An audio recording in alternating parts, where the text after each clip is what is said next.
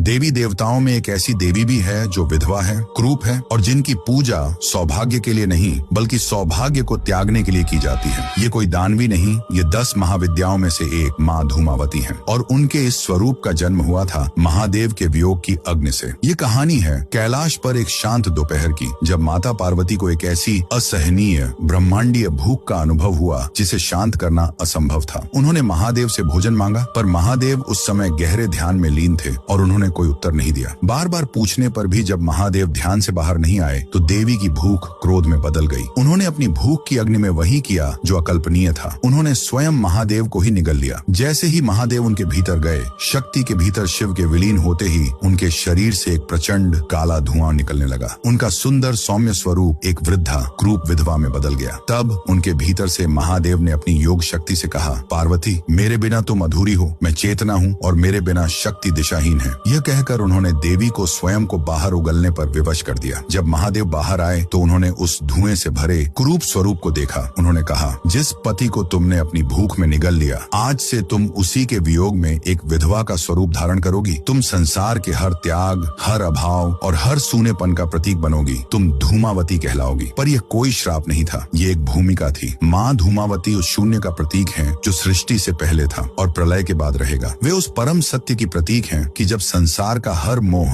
हर बंधन, हर सौंदर्य नष्ट हो जाता है, तब भी चेतना अकेली रह जाती है। वे हमें सिखाती हैं कि सबसे गहरे दुहक और हानि में भी एक दिव्य शक्ति छिपी होती है, वैराग्य की शक्ति। उनकी पूजा धन या सौंदर्य के लिए नहीं बल्कि हर बंधन से मुक्त होने के लिए की जाती है। उस आदि शक्ति के हर स्वरूप के सम्मान में, चाहे वह सौम्य हो या प्रचंड, कमेंट्स में जय माता दी अवश्य लिखें।